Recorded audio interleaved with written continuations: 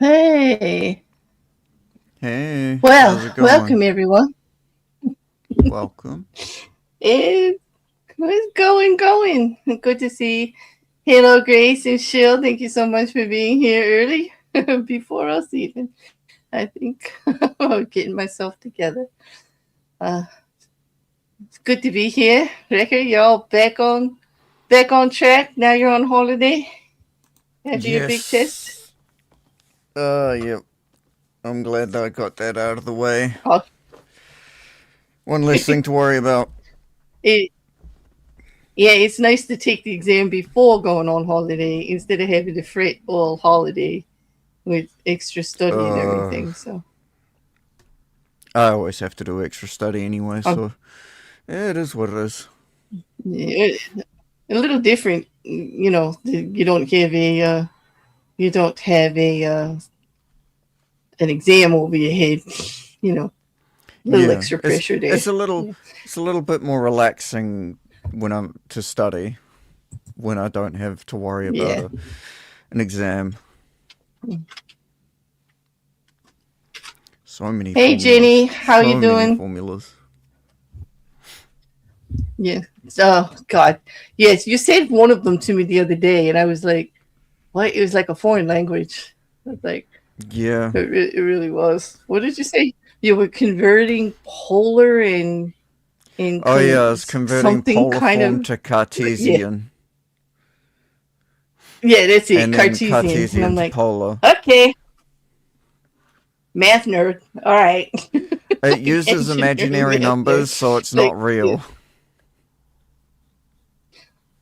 What I don't understand is like they're totally different formulas, and then they try to force you to find something in there that you can relate to just bring it all back into the same statement. Because basically that's what it is. It's like taking two foreign languages and finding some common denominator for some root in Latin somewhere, and then trying to translate it into a third language. It's like, okay.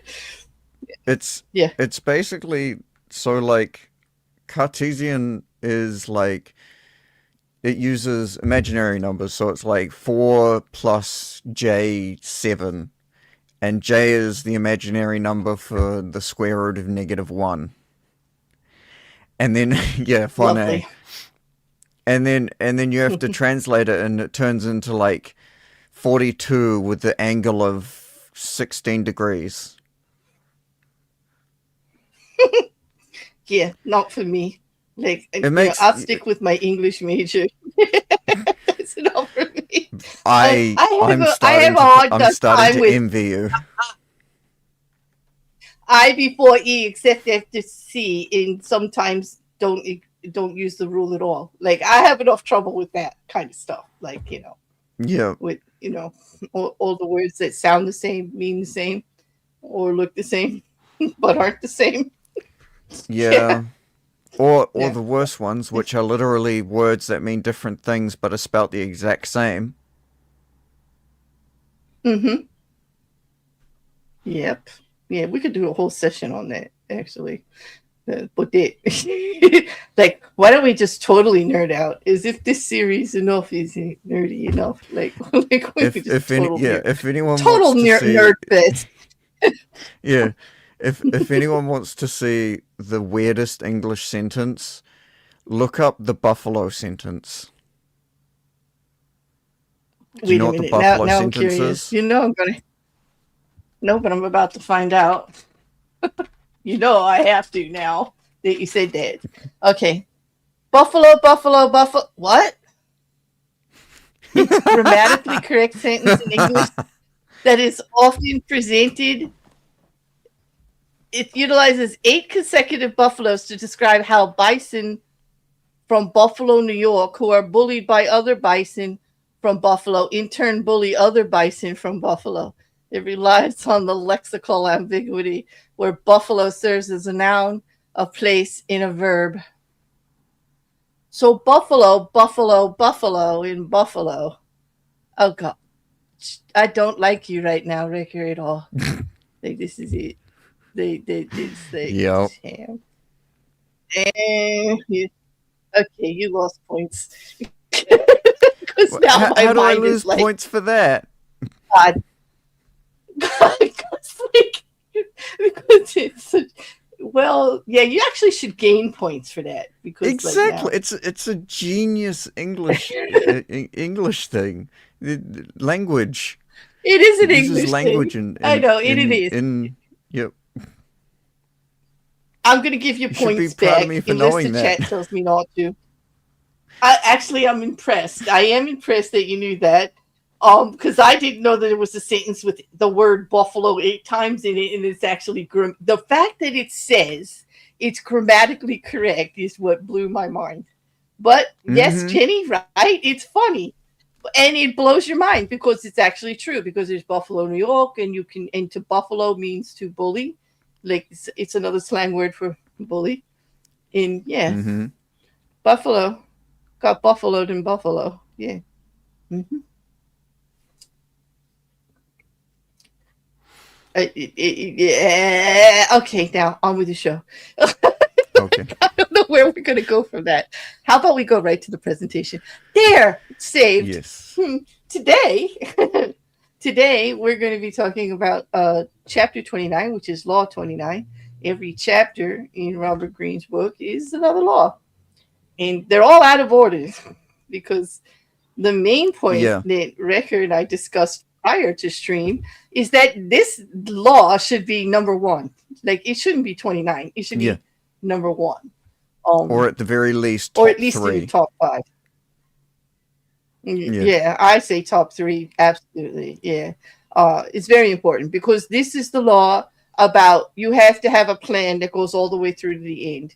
It's great to have the goal. It's great to have the ambition and to have some insight to what you want to accomplish. But if you don't actually create the plan around that with all the wither to it, all the things that are involved in it and the things that could happen, and be prepared, like this law is also called be a Boy Scout. Like, because Boy Scouts always prepared, right, Justin?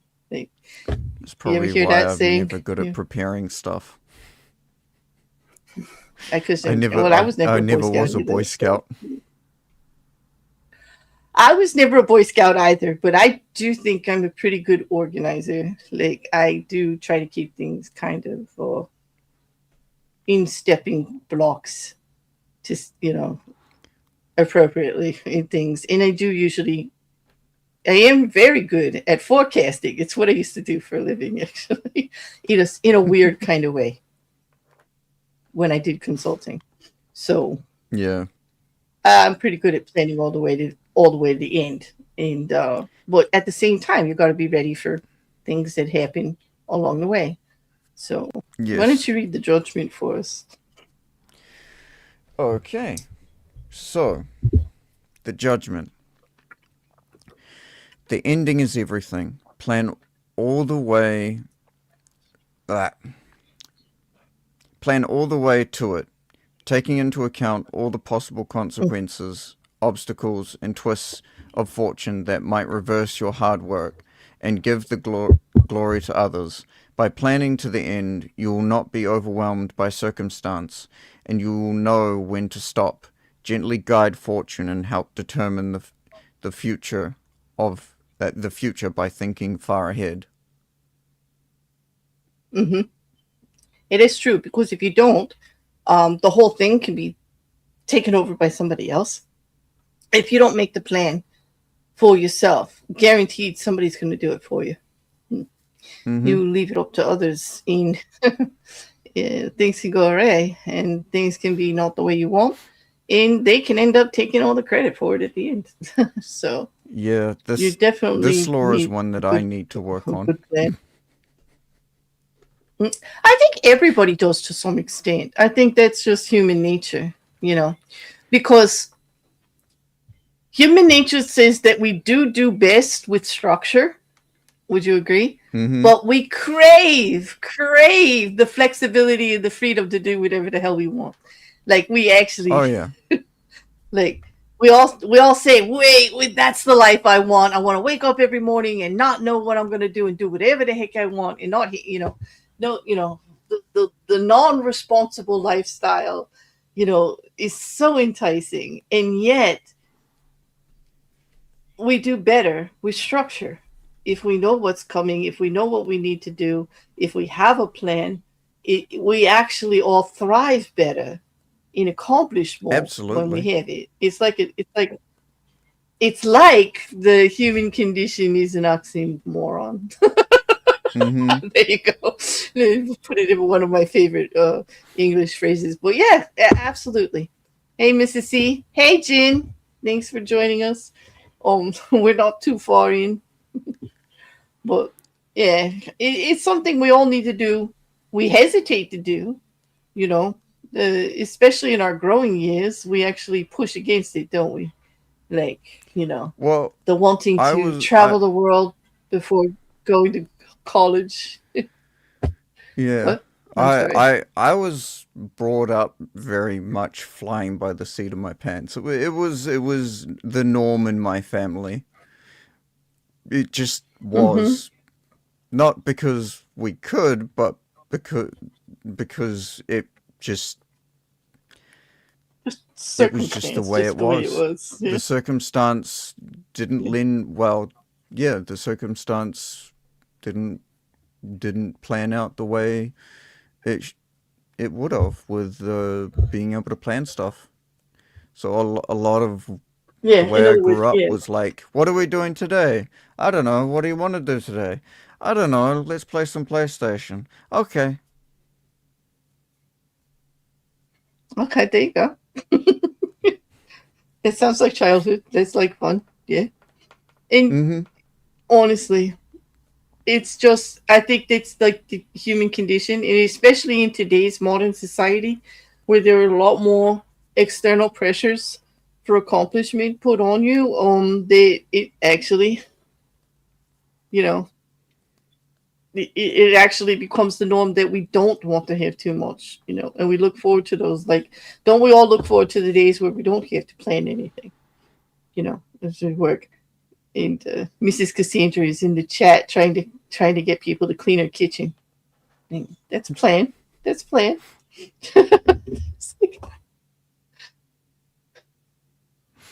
I'll tell you. I that's the thing. There's so much. There's work. There's home life. There's taking care of your surroundings and the people in your life. There's just your daily responsibilities. That you got to do, whether you are Yep. working full time or taking care of another or going to university, like whatever it is. Looking after your health and Dealing fitness, with health stuff like issues. that. Yep, exactly. Just taking care of yourself in general in today's society is a huge undertaking, especially here in Mm-hmm. America, where most of the systems are working against you to do it. At least that's how I feel today. Sorry for being so negative, but I am definitely not in the silver lining kind of mood today. Just not. There's just yeah, not near no. Bear's rose-colored glasses have turned into the dark, dark shades of night today. Is yeah, I'm acting either in hangover mood or just total disgust in the world. And I actually think it's a combination of both. Although I had no fun to get the hangover, none at all. I just feel like I have a hangover, and Oh, it it's gonna suck. sucks. I mean, I, I should have at least been able to overindulge in something and had a good time to feel this crappy in the morning when I woke up. Right? Seriously. you know, but yeah, yeah. Not to make it about me. Well, let's go on. let's let's go on before I get myself in trouble here. All right, so Green went forward to give us quite a couple of examples, and the last couple of chapters he's only gave us the good part, like when people were doing the law right.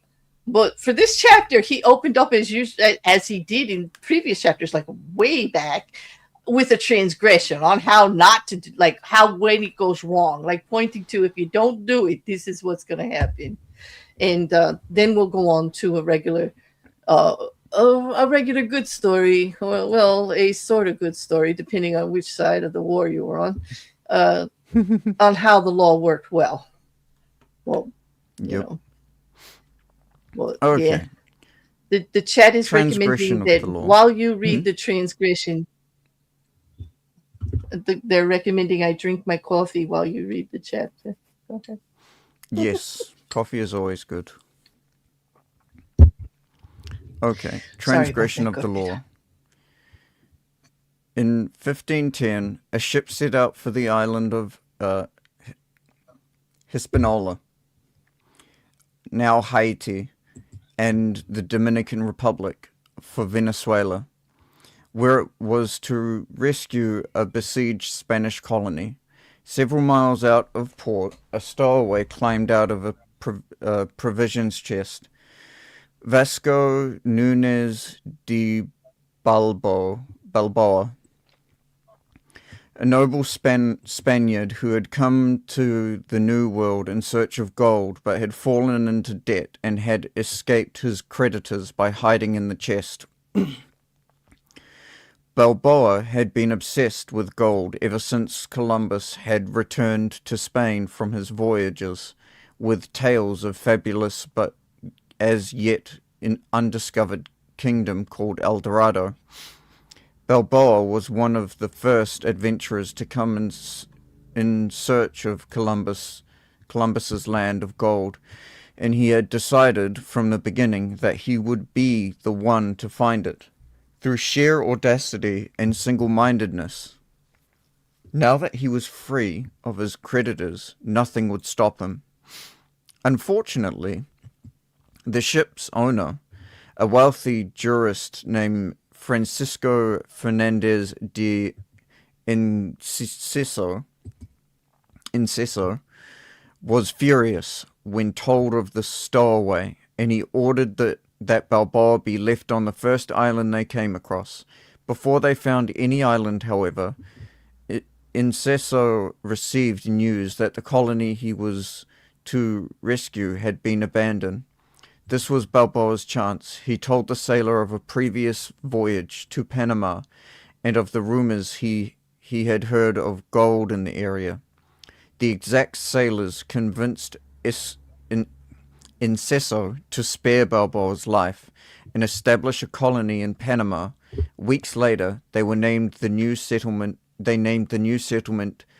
Darien.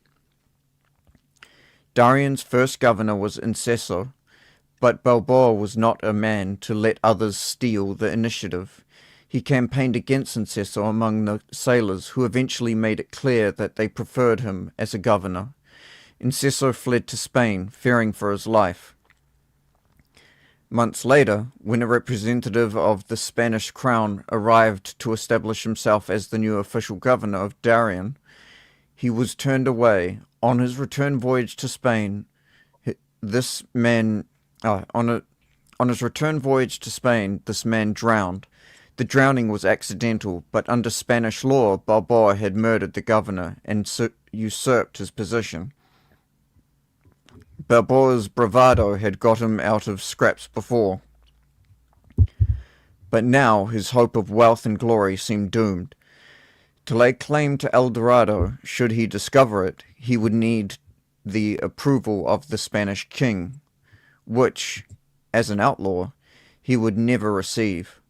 There was only one solution. I hate this word. Panamanian Indians had told Balboa of a vast ocean on the other side of the Central American isthmus, and had said that by traveling south upon the western coast, he would reach a fabulous land of gold called by a name that to his ears sounded like Peru.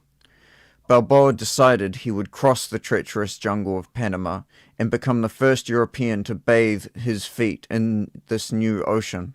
From there he would march on El Dorado. If he did this on Spain's behalf, he would obtain the eternal gratitude of the king and would secure his own representative. Only he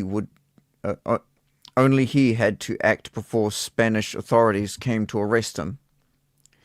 In 1513, then, Balboa set out with 190 soldiers halfway across the isthmus, some 90 miles wide at that point.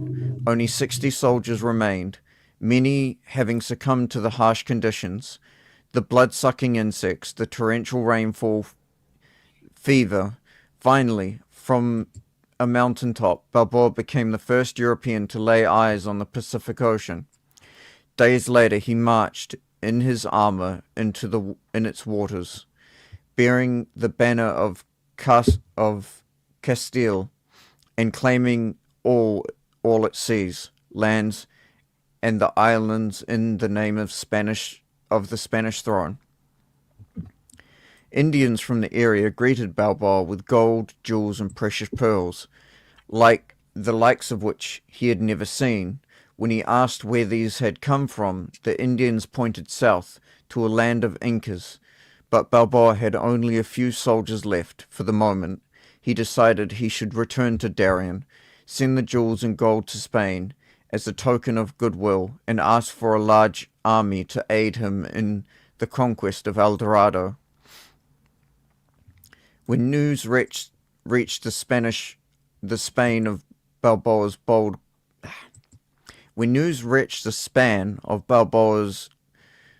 crossing of the isthmus, his discovery of the Western Ocean, and his planned conquest of El Dorado, the former criminal became a hero. He was instantly proclaimed governor of the new land, but before the king and queen received word of his discovery, they had already sent a dozen ships under the command of a man named Pedro Arias de Villa.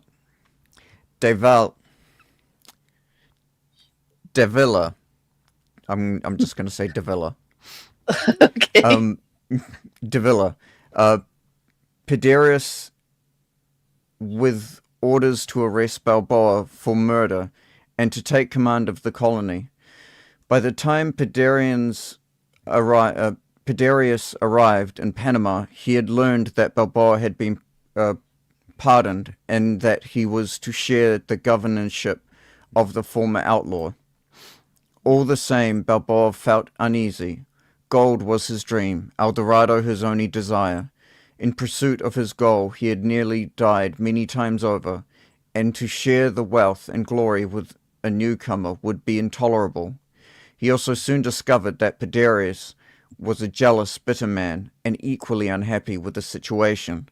Once again, the only situation for Balboa was to seize the initiative.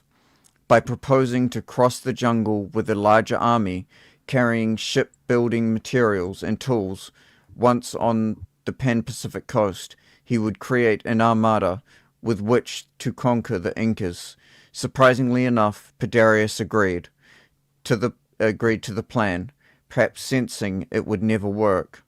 Hundreds died in the second march through the jungle, and the timber they carried rotted in the torrential rains. Balboa, as usual, was undaunted.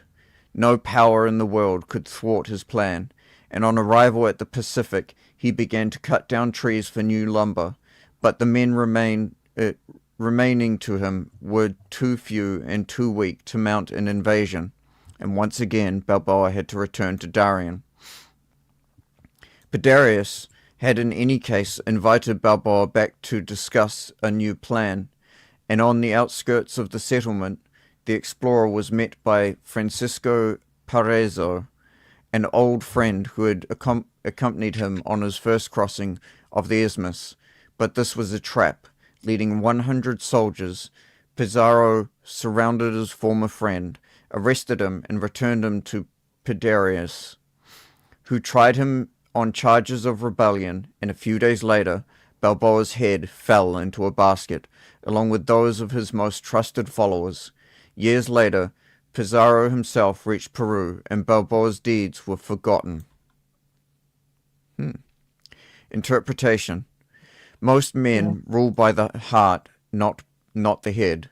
Their plans are vague, and when they meet obstacles, they improvise. But improvisation will only bring you as far as the next crisis, and is never a substitute for thinking several steps ahead and planning to the end. Balboa had a dream of glory and wealth, and a vague plan to reach it, yet his bold deeds and his discovery of the Pacific are largely forgotten, for he committed what in the world of power is the ultimate sin. He went part way, leaving the door open for others to take over. A real man of power would have had the prudence to see the dangers in the distance, the rivals who would want to share the conquest, the vultures that would hover once they had heard the word gold. Balboa should have kept this knowledge of the Inca's secret until after he had conquered Peru. Only then would his wealth and his head have been secure. Once Pedarius arrived on the scene, a man of power and prudence would have schemed to kill or imprison him, and to take over the army he had brought for the conquest of Peru. But Balboa was locked in the moment, always reacting emotionally, never thinking ahead. What good is it to have the greatest dream in the world if others reap the benefits and the glory? Never lose your head over a vague, open-ended dream. Plan to the end. Honestly, this is a great example of you had the goal and you were focused on the goal the whole time. Like he wanted to conquer he had a goal, right? Like, and he was all about it, but he didn't make a plan about it. He had no plan about it. It was just whatever came up, he would just go for it and just try to do his goal. So he was goal fixated, which the whole book so far, all the chapters are about your goal and having a goal and accomplishing it. That part he was successful at, but actually creating the plan and being prepared for what would happen, nope, big failure. And obviously struggled. I mean, it could have went either way, like, but didn't go in his way in the long run. the interpretation says he should have not talked about the gold, the discovery of gold and jewels and stuff.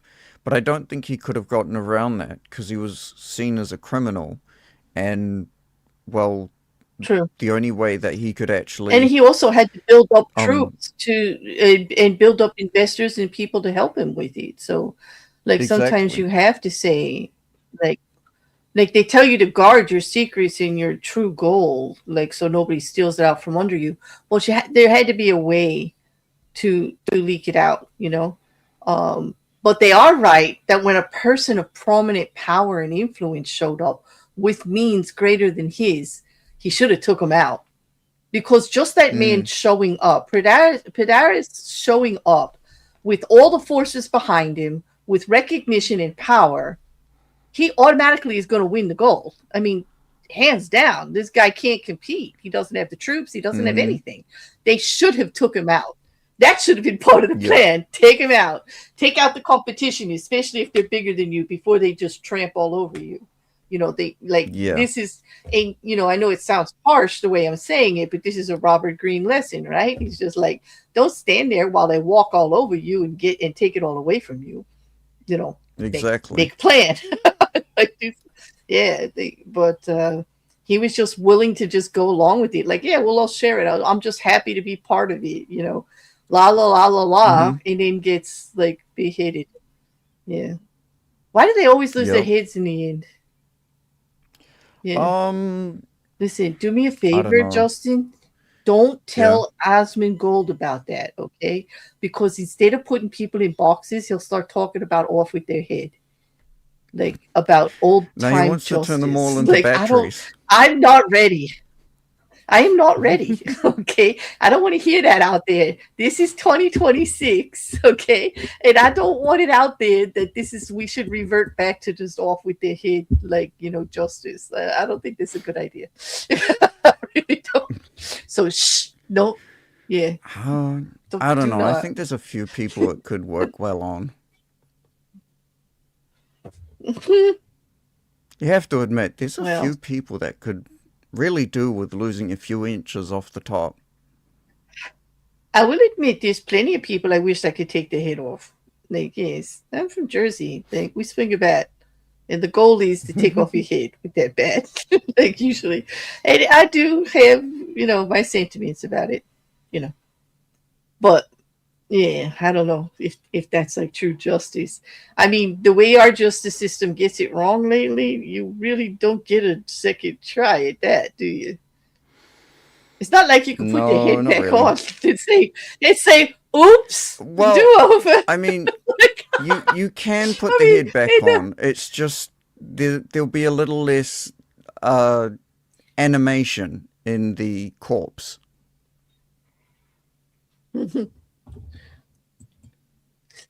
Grace, I feel for you. She wants to change the shields back to wrenches and she needs a plan. So I'm putting this up on the StreamYard screen so you could see that in StreamYard, you still have a wrench, if that makes you feel better. It's only in YouTube that they did that. They changed the icon to a shield. And I don't know why. Is it everywhere, guys, or is it just on my channel? Like, is it an everywhere thing? I haven't really.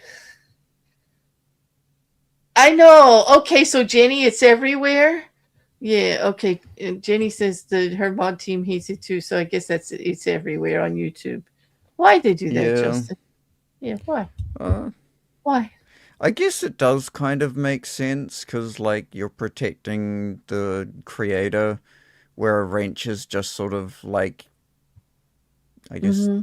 I guess you could say the wrench is fixing the situation, No. fixing Okay. problems. Right. Yeah. I don't know. They're the shield I against the like the bot. Like aesthetic this. of the wrench better. I do like the wrench better. I don't know why they ever picked a wrench, but I'm so used to it that it's comforting in some way. You know, Hmm. I like it. I mean, the shield makes sense because your moderators are the shield against disruption of the stream, the bots, the trolling naysayers, whatever, just keeping things on track. They're the shield against disruption, and so I get the reference, but miss the rich because they're the fix-its too. You know, Mm-hmm. they are the ones with the tool to keep things going. Yeah, I so appreciate them. Yeah. So Exactly. anyway, let's talk about a story then. If my voice will hold out, as you can hear, I'm having a little bit of an issue, Justin. Um, oh, let's talk. Let's go on to a story from the book, that the example that Robert Greene gives us of actually how the observance of Law 29, having a good plan, can actually work for you. And we get to go to Prussia and Otto von Bismarck. In 1863, the Prussian premier Otto von Bismarck surveyed the chessboard of European power as it then stood. The main players were England, France, and Austria.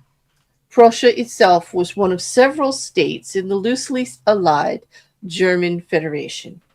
Austria, dominant member of the Federation, made sure that the other German states remained weak, divided, and submissive. Bismarck believed that Prussia was destined for something far greater than servant boy to Austria. This is how Bismarck played the game. His first move was to start a war with the lowly Denmark in order to recover the former Prussian lands of Schleswig and Holstein. He knew that these rumblings of Prussian independence might worry France and England, so he enlisted Austria in the war, claiming that he was recovering Schleswig and Holstein for their benefit. In a few months after the war was decided, Bismarck demanded that the newly conquered lands be made part of Prussia. The Austrians, of course, were furious, but they compromised. First, they agreed to give Prussia Schleswig, and a year later, they sold them Holstein. The world began to see that Austria was weakening and that Prussia was on the rise. Bismarck's next move was his boldest. In 1866, he convinced King William of Prussia to withdraw from the German Federation, and in doing so, to go to war with Austria itself. King William's wife, his son, the crown prince, and the princes of other German kingdoms vehemently opposed such a war. But Bismarck, undaunted, succeeded in forcing the conflict, and Prussia's superior army defeated the Austrians in the totally brutal short 7 weeks war. The king and the Prussian generals then wanted to march on Vienna, taking as much land from Austria as possible. But Bismarck stopped them. Now he presented himself as on the side of peace. The result was that he was able to conclude a treaty with Austria that granted Prussia and the other German states total autonomy. Bismarck could now position Prussia as the dominant power in Germany and the head of the newly formed North German Confederation. The French and the English began to compare Bismarck to Attila the Hun and to fear that he had designs on all of Europe. Once he had started on the path to conquest, there was no telling where he would stop. And indeed, 3 years later, Bismarck provoked a war with France. First, he appeared to give his permission to France's annexation of Belgium. Then, at the last moment, he changed his mind, playing a cat and mouse game, and infuriated the French Emperor Napoleon III and stirred up his own king against the French. To no one's surprise, war broke out in 1870. The newly formed German Federation enthusiastically joined in the war on France, and once again the Prussian military machine and its allies destroyed the enemy in a matter of months. Although Bismarck opposed taking any French land, the generals convinced him that Alsace-Lorraine would become part of the Federation. Now all of Europe feared the next move of the Prussian monster, led by Bismarck, the Iron Chancellor. And in fact, a year later, Bismarck founded the German Empire. with the Prussian king as the newly crowned emperor and Bismarck himself as a prince. But then something strange happened. Bismarck instigated no more wars. And while the other European powers grabbed up land for colonies in other continents, he severely limited Germany's colonial acquisitions. He did not want more land for Germany, but more security. For the rest of his life, he struggled to maintain peace in Europe, to prevent further war. Everybody assumed he had changed, mellowing with the years. They had failed to understand that this was the final move of his original plan. The interpretation. There is a simple reason why most men never know when to come off the attack. They form no concrete idea of their goal. Once they achieve victory, they only hunger for more. To stop, to aim for a goal, and then keep to it seems almost inhuman. In fact, yet nothing is more critical to the maintenance of power. The person who goes too far in his triumphs creates a reaction that inevitably leads to a decline. The only solution is to plan for the long run. Foresee the future with as much clarity as the gods on the Mount Olympus, who look through the clouds and see the ends of all things. From the beginning of his career in politics, Bismarck had one goal: to form an independent German state led by Prussia. He instigated the war with Denmark not to conquer territory, but to stir up Prussian nationalism and unite the country. He incited the war with Austria only to gain Prussian independence. This was why he refused to grab Austrian territories. And he fomented the war with France to unite the German kingdom against the common enemy, and thus to prepare for the formation of a united Germany. Once this was achieved, Bismarck stopped. He never let triumph go to his head, and he was never tempted by the siren call of more. He held the reins tightly, and whenever the generals or the king or the Prussian people demanded new conquests, he held them back. Nothing would spoil the beauty of his creation. Certainly not a false euphoria that pushed those around him to attempt to go past the end that he had so carefully planned for. Wow. So that is the way to do it. But Bismarck is always a good example of the plan, because it is so easy in war. You would think in war that they're going to conquer everything and they're just going to take over and take more land and do this and do that. But not if that's not your purpose. Not if you're really looking for more negotiation or just moving up. He was very, very crafty and definitely planned everything out very well. It's a very good example of observance of the law. Would you like to read Cardinal Richelieu's quote there? Absolutely. Experience shows that if one foresees from far away the design to be undertaken, one can act with speed when the moment comes to execute them. Cardinal Richelieu, 1585 to 1642. That's a good one too. That rhymed. Yeah. Richelieu, 1585 to 1642. It does. It does. Yeah. Yeah, but definitely looking ahead in preparedness and being ready for the things. Now, that doesn't mean you have to stay rigid, because rigidity can actually ruin a good plan. Would you agree? Absolutely. Yeah. You have to be flexible to handle changes. And a lot of, planning doesn't mean stick to it. Like, you're going to stick to it for the majority, but you have to be open for situational changes. Things can change as far as the cost of things, the environment, the need for stuff. just whether or not it's popular or not, depending on what your goals are, whether it be selling a Mm-hmm. new invention or starting an enterprise or, becoming chancellor or something like that.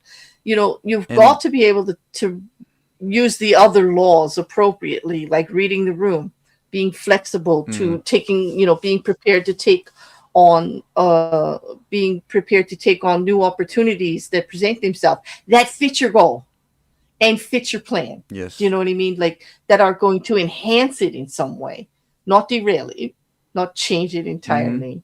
Um, but rigidity can kill it for sure. Welcome, Maggie. It's Absolutely. good to see you.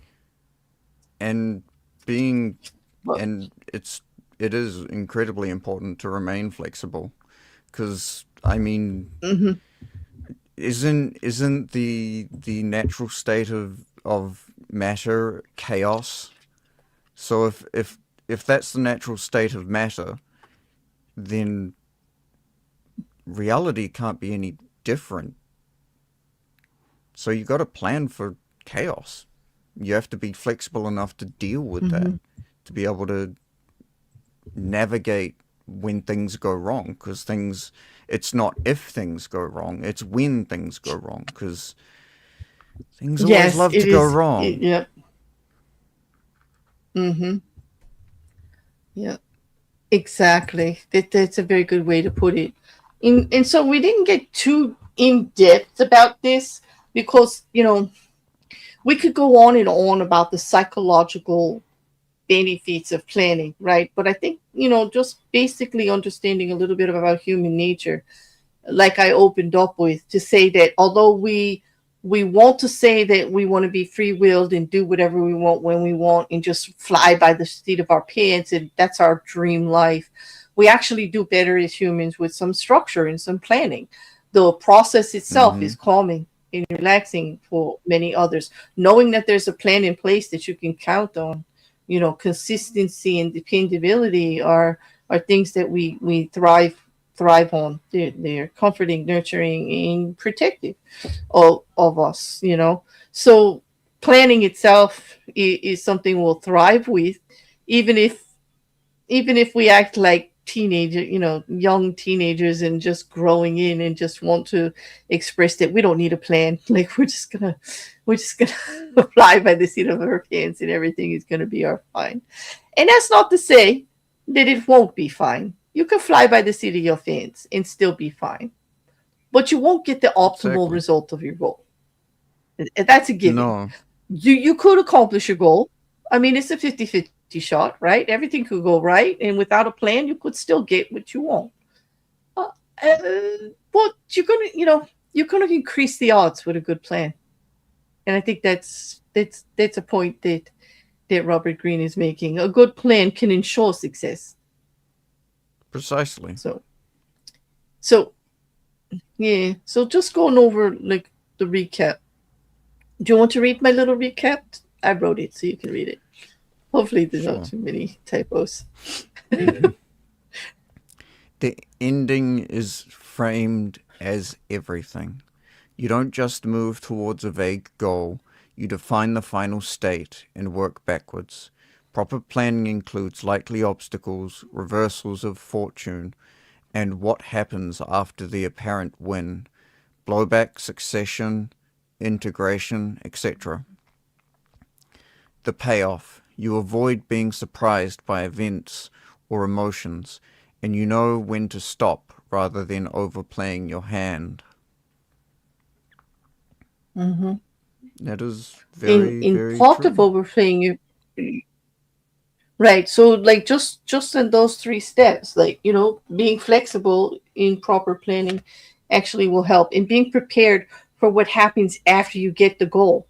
Like, Mm-hmm. is it going to be accepted by society? Like, is there going to be blowback? Is how it happened going to have some problem? Succession to the rule. Are you just going to be left holding everything, or is there actually going to be a plan on keeping things moving? And that involves like integration. Say you buy a big company, your goal is to win the deal. What are you going to do with the company afterwards? Do you have a plan? on bringing it into your circle of companies or using it to the best of your ability or integrating it into the rest of the plan? Or were you just out for the win to win that bid, because, you and your competition were going for the same thing? Like, those are important parts of the plan. And if they're not established ahead of time, things can fall apart drastically and quickly, Exactly. you know? Yeah. That brings us to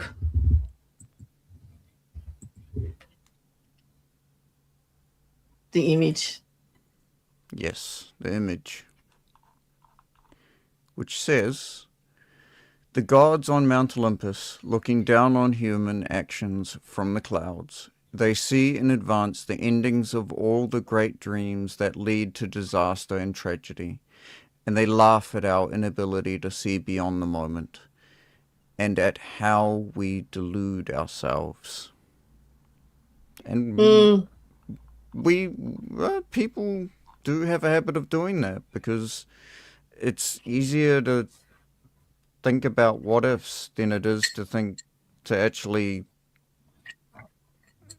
plan the how plan to. around. True. Like, True. what if I It's did great, this to but achieve this? well, instead of how to achieve this, and then Instead of making the how to plan, and achieve then this. this is, Yeah. yeah, and then make the to-do list, right? Mm-hmm. Yeah.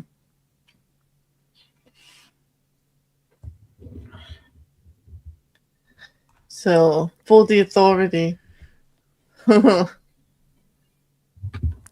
The authority is how much easier it is never to get in than to get yourself out.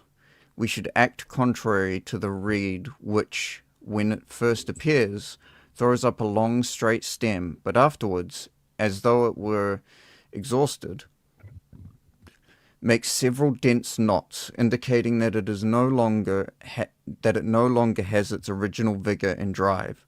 We must rather begin gently and coolly, saving our breath for the encounter and our vigorous thrusts for finishing off the job.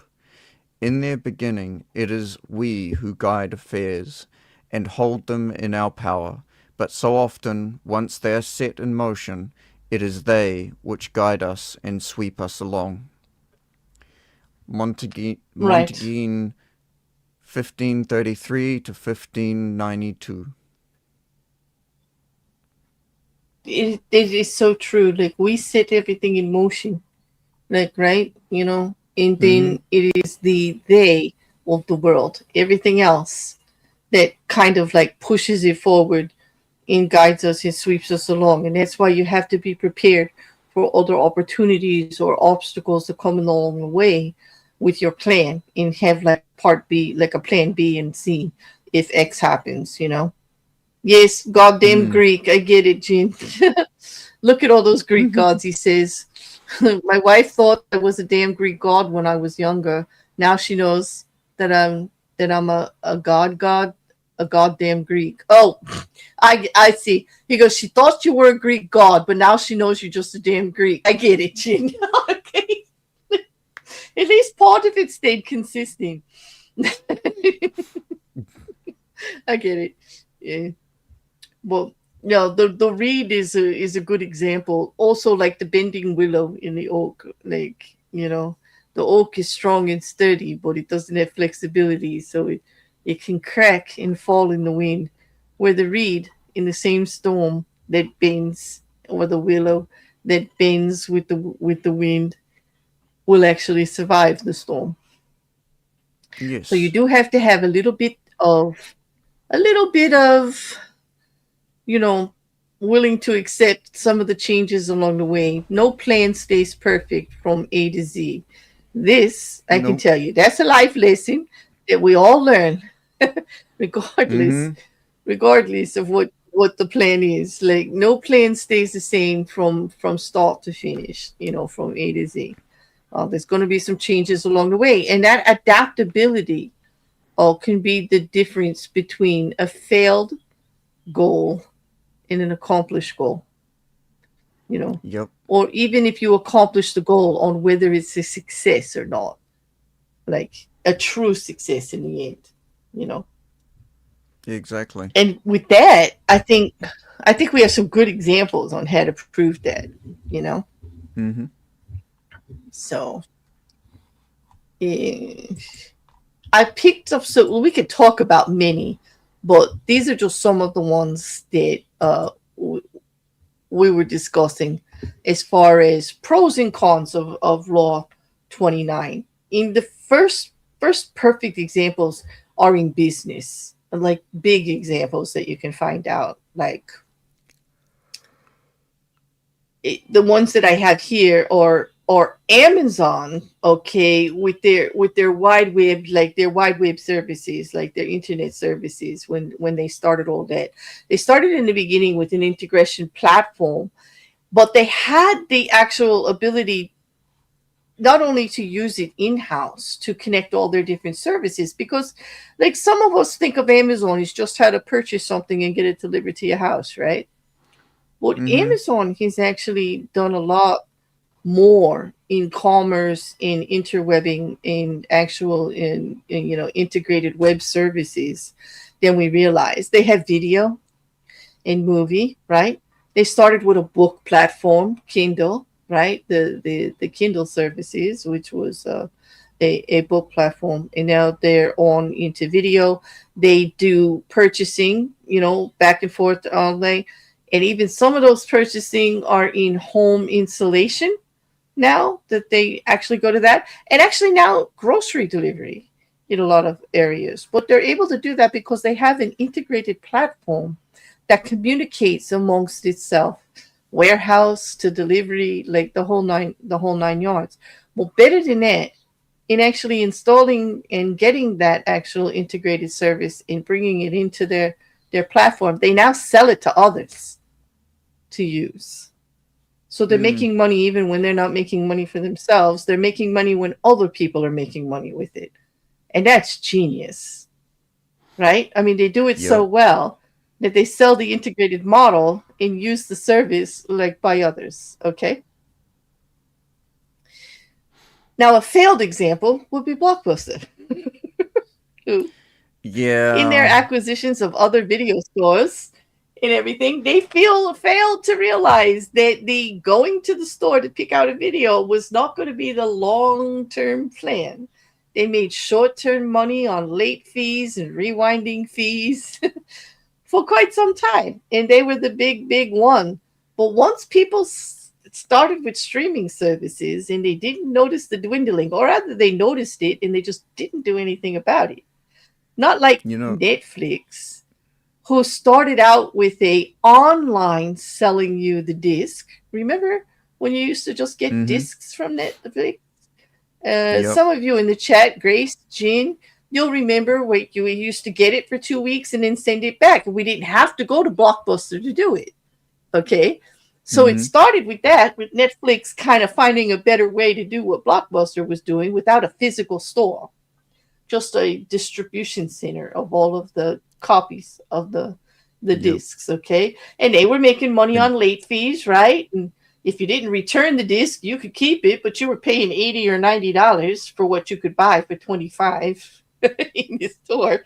But mm-hmm. yes, they were making their money that way, but they were already then noticing that people didn't want to take the time to order something in advance to watch. They wanted to push a button and see it right away. So Netflix started their own streaming service and started that, and then eventually there are no blockbusters, right? You know, Exactly. And to be there are no honest, more just video because stores. of no, there isn't, and they deserve it for making all of those goddamn rewind fees. Hmm. Just on that alone. Yeah, I think at How one much point, did you have Gene, to pay for it? what rewinding was like $5 or something. I don't know. Like there Yeah, it was a lot sounds of about money. right. If you It returned, was these are the cassette tapes. These are VHS yeah. tapes. Like when you sent them, yeah, I was like, yeah. Gene, did Blockbuster have a mail order like Netflix did, so you didn't have to leave the house because things were getting so busy that people didn't want to run errands anymore. When they got home from work, they wanted to just stay home. You know what I mean? Like, especially here in America, it's like a rat race. Like you're working more hours in the day anymore, and so the last thing you want to do is run out and get a video. Unless you had somebody else. It might have been your partner's job to go get the entertainment for the day or whatever. But nobody really wanted to. You wanted to just be able to push a button or order a couple of things for the weekend, and it would be there. And then you just got to drop it in the mail on the way back. I did like that Netflix had the prepaid envelopes, which made it really easy for you to mail back, which made them feel that they were very justified if you didn't bother to do that, to charge you exorbitantly for not returning it on time. So, Mm-hmm. you know, it's not like you had to get in the car and drive there or forget it, on the way to work or whatever. Like the mailman could pick it up right out of your mailbox. You just had to put it in the envelope. But I can't tell you how many times I am guilty of not putting it in the envelope. just thought, yeah. I would return it when I wanted to order something else. Like I would remember. Like it was not good. Anyway, so paid too much for that. Well, Blockbuster is an example of not having a plan and not being adaptable with that plan when things start to change.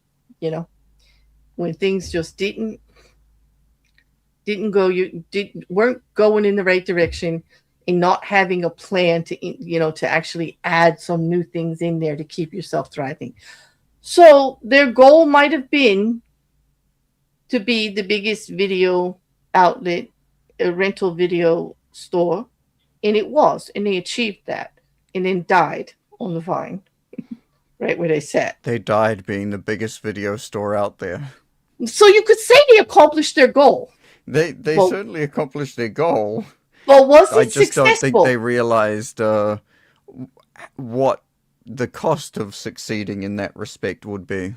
Exactly, and that's why not having a plan is detrimental to your goal, because you could still get your goal, but like, what's it going to be worth? What's the value? Is it a true success? If like Mm-hmm. you're the biggest on day one, and at the end of the month you close up shop and you don't exist anymore, right? Exactly. Grace, I still have one somewhere too, and a couple of other video cards. Like we had some competing ones, like mom and pop ones, and I have those too. One was called Phaser. Like I have that like card. Like it's like so weird. I was actually looking through an old wallet. Like I don't know. I had versions of wallets, like more than one. And I was looking in an older one, and it was like tons of these old cards that you would never ever use again. Ever. Stores that don't exist, courtesy cards, discount cards, and stuff. Like it was like a walk down memory lane. Yeah, it was kind of sad. Yeah. Well, then we get to the celebrities. Like I'm not even sure everybody knows who these celebrities are. Actually, well, because it's very hard dealing with the different generations on what is like, celebrity is something that could be a flash in the pan, or it could be long term. I guess it depends on how big a splash they make, on whether you'll remember some of these names. But Demi Lovato, do you guys, Justin, you do know who Demi Lovato is, right? I mean, because there's definitely an Absolutely. age difference between the two of us. You do know who she Mm, is? Okay. Well, she was a Disney yes. star. Okay. And from way back, well, not way, way back, but she was a Disney star. And when she was getting out of Disney, she had some problems with drug addiction and mental health issues. And she suffered a very public mental health disturbance that people knew about and talked about and trashed all over the internet. And the reason that she's a modern example on the plus side of Law 29 is the way that she and her PR team handled that. Okay. Because in essence, what they did was turn a crisis, a public, scandal and crisis, into a brand. after those public struggles with addiction and mental health, Lovato and her team, they didn't just do like an apology or just like, a this is what happened kind of thing. They built a staged narrative around the whole thing. They built it into who she was. They did confessional YouTube content, one on one interviews. They had discussions about rehab. They did a documentary that reframed her as an advocate for resilience in mental health. In other words, they said, this is the deal. Demi Lovato is a drug addict that has mental health issues, but she's also an artist. They brought it back to this is what it is, the real life story. This is how it is. Like, I can apologize for doing it publicly and try to do better, but this is what it is. I'm a drug addict and I have mental health issues. And it didn't change the narrative. They didn't say, oh, I'm better, I'm cured. They didn't say it's never going to happen again. They didn't make promises that couldn't be realized. They just approached it as this is real life. This is who it is. I struggle. I'm going to do better. I'm going to keep going. And they turned her into like an icon for resilience in survivors, like survivorhood. She just became the face of survival and self-improvement. And what that did, what's so fascinating about that is like, let's not forget about the breakdown. Let's not push the drug addiction in the breakdown and tell you to forget about it. Let's make it the story. Let's make it what we deal with all the time. Let's show everybody that, yeah, it's everyday kind of situation, and we won't run away from it. And that will protect us. That will protect us from inevitable failures in the future. So by looking at it through that lens, that she's dealing with it all the time, and she's working on her self-improvement, but she's not perfect, that she's an advocate for this struggle, should she have another mental health issue publicly or actually backslide into her addiction, she's protected reputationally from the cancellation. You see what I mean? Like, she's like exactly kind of positioned herself that it's an inevitable part of the struggle. I'm not going to tell you it doesn't exist. And so people accept it. And she's gone on with her music career and everything. And she seems happy, but she's kind of like, it was incredibly genius of them to just realize that this is who she is. And if she wants to continue in the public eye, she just has to own it and be it. And people are going to accept it or not. And they actually did accept it because of the honesty and the this is the real deal type of it. More people. I mean, does she still become a meme occasionally in the bunt of jokes? Yeah, sure. But she's willing to accept it because the payoff is better. This is who she is. And people are just going to be like that. It's actually worked really, really well for her. That taking on the resilient survivor role instead of just like former Disney star who had a breakdown. They actually turned the whole thing around. And they didn't turn it around just as public relations hoo-ha. It was like the real deal. Like, this is really who she is, So, each move that they made, making it all public, her being honesty, the documentary, the advocacy, it was aligned with that ending of I'm going to be a success regardless of it, rather than short-term damage control of, you shouldn't really look at that because I apologize and that doesn't matter anymore. So it actually built up her brand.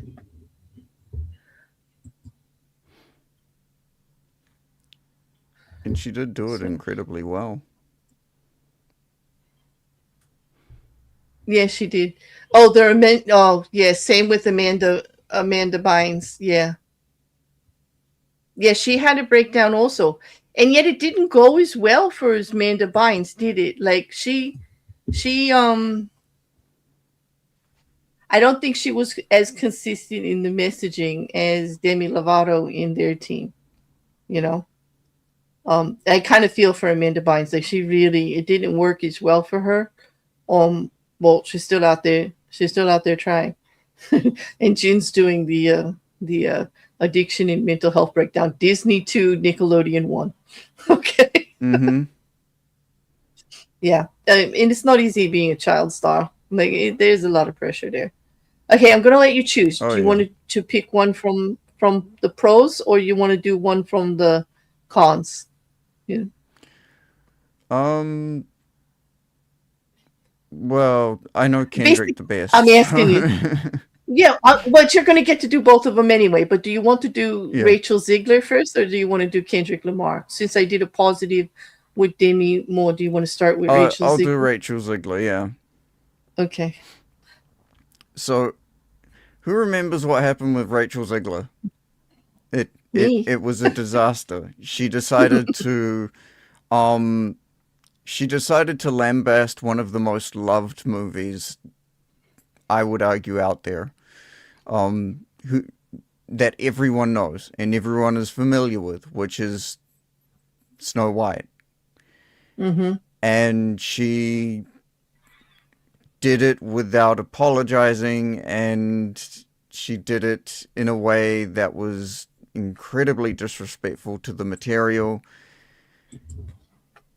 And she didn't forecast the repercussions of what she was saying, which was not seen as very as very good. Who's that? I don't know the name. Um, Rachel She's in, Ziegler yeah. is Go ahead. she's the one who basically played Snow White in the new Snow White and the Seven Dwarfs movie.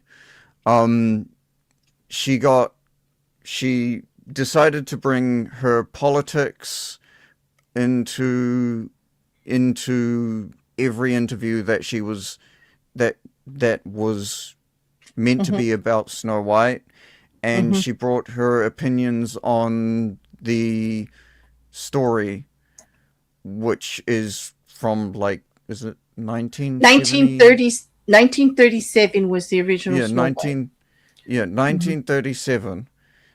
A 1937 story, and she decided to compare modern sensibilities to it, which, I Yeah, mean, in a anyone. women in an extreme woke woman feminist way, like over the top. Like I believe in equality too, but as a woman, she was absolutely just too much about it.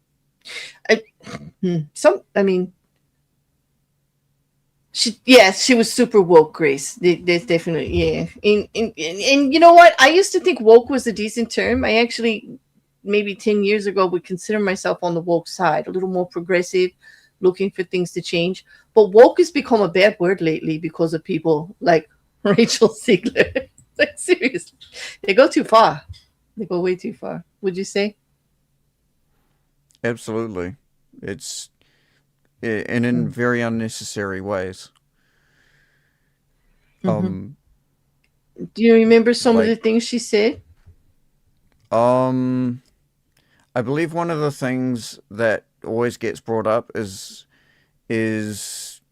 her mentioning how the Prince Charming wasn't actually looking for her, but more stalking her. And Right. she also called the movie weird for doing that kind of Mm-hmm. thing, I think. Yeah, so Um, basically he what they weren't it wasn't a romantic story. It was a story of stalking and oppression of women. Or a woman not like being independent enough to find herself or to save herself date. She needed outside assistance, you know. Like that it was a story of oppression. And I'm like, it's one of the most romantic stories that exists. It's a fairy tale. mm, It's like we were talking about this, right? It's an icon. It's a yeah. feel good story. Like, sure, like, today's modern woman knows there is no prince on a horse, okay? We get that.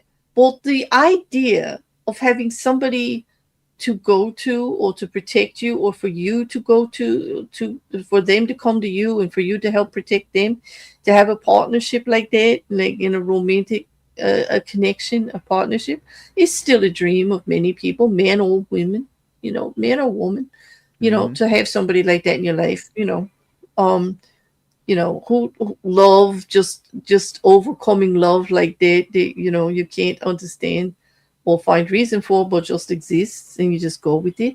The support of the dwarves, who doesn't want that in their life? Friends and family and co-workers who revel in who you are and think you're nice and great and just, will help you do and accomplish things. Like, it's such a story beyond that. And then to have the villain just to be totally out of jealousy, which we all deal with that. Like, you're just not doing anything to anybody and they just don't like that your life is better than theirs. So they come out of the woodwork and just try to ruin everything. Like there's some kind of villain. And that could be anything. That could just be life in general. It's a beautiful story that way. It's a feel good kind of story. Like, how many of us still remember the songs? You know, the hi ho song from the Mm-hmm. from the Happy Little Dwarfs. You know, um, I mean, and then Rachel talking so negatively. Here she is, um, being the face of Snow White, which already was controversial because she is a woman of color. She's Mm-hmm. not the whitest of the white. Snow White is like pure white, the whitest of the white. And to put all of that connotation in, some people were coming out of the woodwork to do that. Because, well, let's just face it, people don't want icons changed just because today's environment has changed. Like, to judge a film from 1937 on today's standard is incredibly unfair. To put standards that we look at in wrongs in the world, that we look at that exist now, and say that that's what they were trying to promote, that is, if that beautiful romantic story was more, it was a signal and a sign of racism and oppression of women, because that's what we're against now. Like, I don't see it. I see it as a beautiful story. I don't think it was 1937 and that was just the way things were, and that was how they put things out, but they didn't put it out with a secret message of white power and down woman get in the kitchen. Like, it was not the message of that movie. The message of that movie was feel good. It was Disney, like it, and it was way back, when it first came out. So to actually put that connotation on it is not only incredibly unfair, but it's not giving grace to the time that it was. It's really a bit unreasonable. You know, it, sorry, sorry, not sorry. Well, It's true. and so what happened to Rachel? Um, she doubled down, then tripled down, and then basically alienated herself to the point where I think a lot of companies don't want to work with her anymore. Yeah, well, because how disrespectful is that to be part of the project of bringing Snow White into modern film and do a remake of it, but then to bash the company that's doing it, like to bash the Mm-hmm. original, to bash everything about it. It actually made it so that the new version of this Disney film was a failure. It was going to be a failure coming out of the gate. If the person representing the new Snow White is out there saying this is ridiculous, like this is weird, this is like, to the company itself, as if they did something wrong, how is it going to be successful? And it made her totally unlikable, to tell you the truth. I mean, I'm a woman who would support her mission for advocacy for women's rights every day of the week. But when it came to what she said, I'm like, sit down, girl. You're not helping anybody. Like, shut Didn't the up. CEO didn't the CEO of Disney's son actually have to fly Yes, out to talk to her? he did. And he has absolutely said plenty of things against her, that she actually was trying to destroy the movie. it was hard to overcome something like that, that she was just plain stupid about it, you know. Hmm. Because she was like, it wasn't good for her Yeah. career, and it definitely wasn't. It didn't make her someone that people wanted to work with in the future.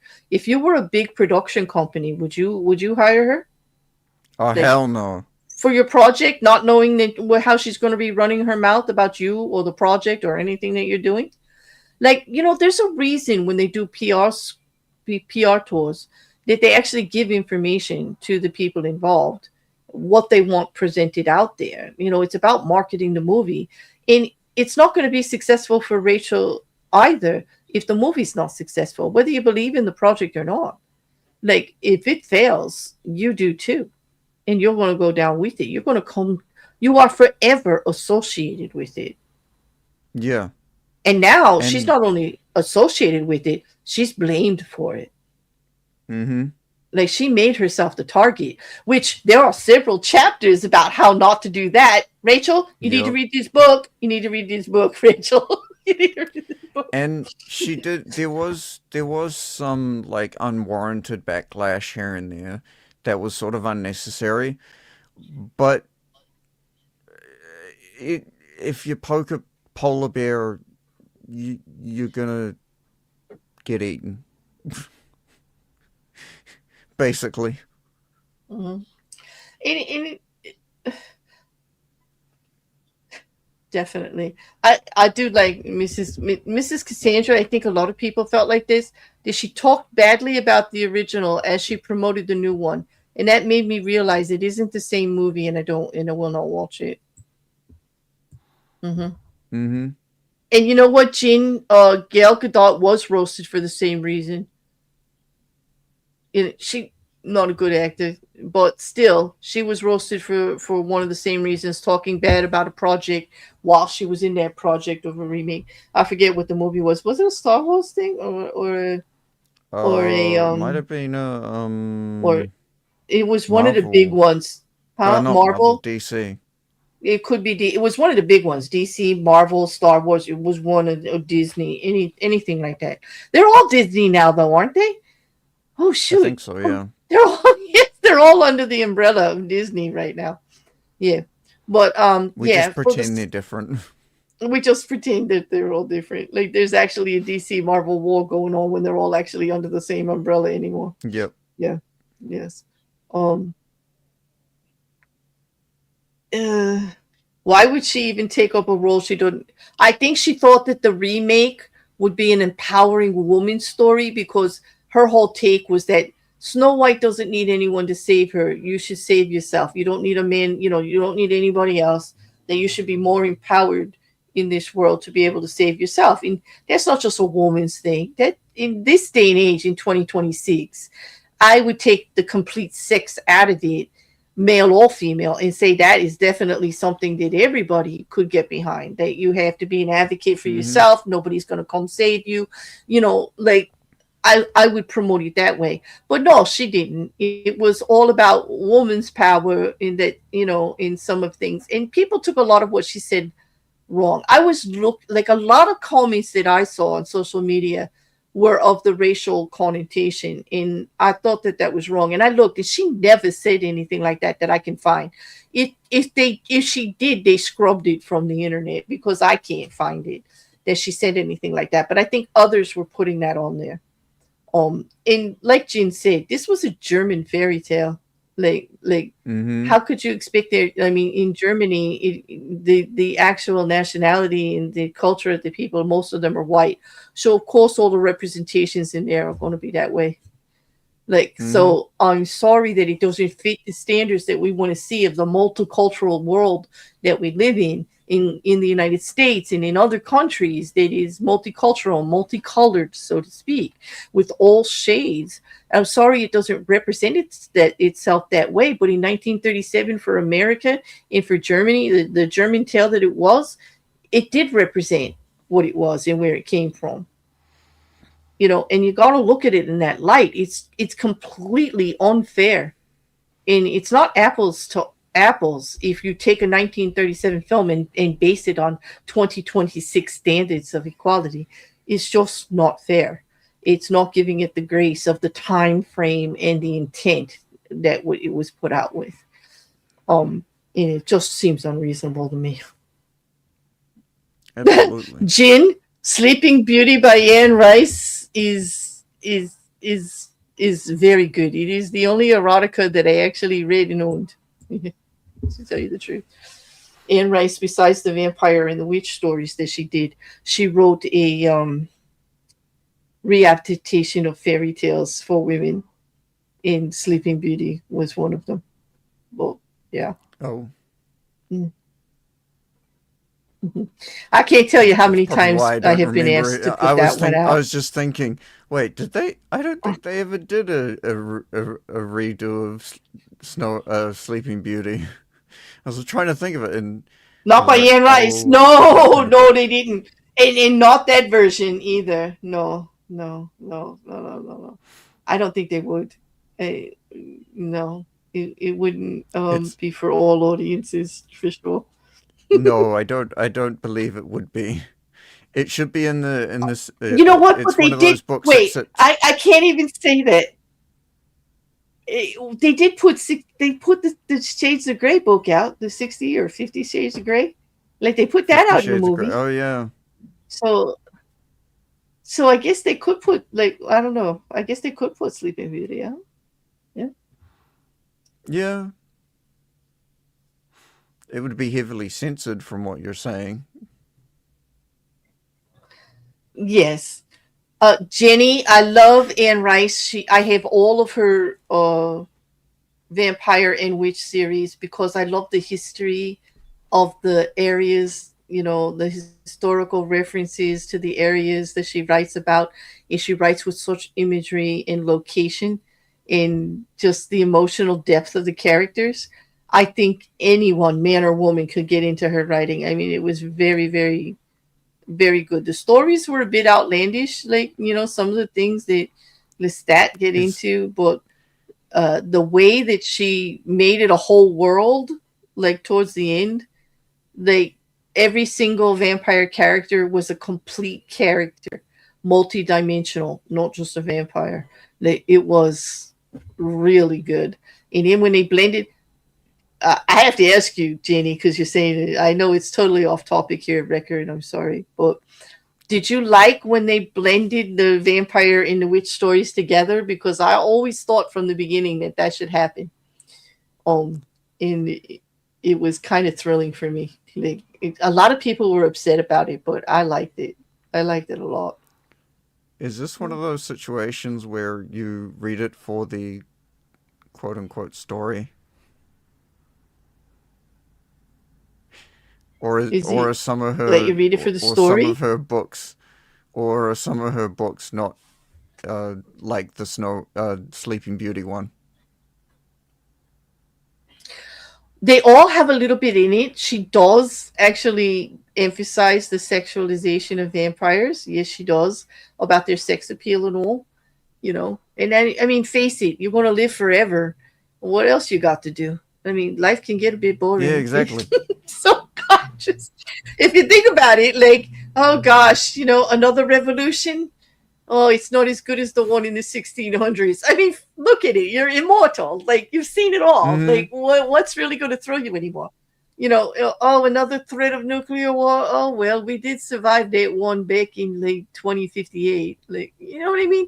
So, like, yeah, the only constant thread was the emotionalization. Like, I would say that emotional connection meant more to the vampires than actual sexuality, but there was a lot of it in there. Like, because of it, because you think of vampires. One of the big things that is, all the movies, even Dracula from the beginning, was that mag that magnetism, that sexual magnetism and empowerment that they had over you. They Hmm. made you do things you didn't want to do. Yeah, that part of it. Yeah, Jenny, I loved it too. I loved it. And yes, Jen, I will admit that towards the end, when you get to, like, 12 books in, or however many it was, and she's doing individual books on individual characters, it gets a little repetitive, you know. They were born in a different era, in a different time, as she explains. They go through the transition. They live their life. They think they're happy. They're immortal and they become eternally sad. I get that. I get it could be quite repetitive, but I still loved it. And when I debooked my house, because I was a book, like, I love to read. Everybody out here does. And I had thousands of books. And I decided to declutter the house. I mean, I had books that were like end tables. Like, I had so many books. I didn't have enough bookcases. I don't have enough storage. I turned books into nightstands, in end tables, and everything. And so I decided to declutter the house of books and gave them all away because of the digital, becoming a modern society the way it is with digital everything. But Anne Rice books I saved. I saved my Harry Potters and my Anne Rice book collection. And some of my art books, because art books are beautiful, coffee table books. Like, and yes, I am that pretentious asshole that if you come to my house, you may randomly see a book of Salvador Dali art on the coffee table. Like, I am that pretentious asshole. Yes, I do occasionally look at art books. And, yes, so yeah, because they're beautiful, and I can't throw beautiful art books away. You know what I mean? So, Mm-hmm. and I saved my cookbooks. I saved a small portion of my cookbooks, like my autographed Jamie Oliver's. Don't judge me, Justin. I can tell right now. Yeah, I said the word just Jamie Oliver. Mm, And I have like Nigella Lawson, my original Greens cookbook. You know, and I have Jada and a couple of others. I can't remember their names, but Nigella, Jada, and Jamie Oliver, from when I was home cooking a lot. You know, is there said smut in these books? There's occasional smut.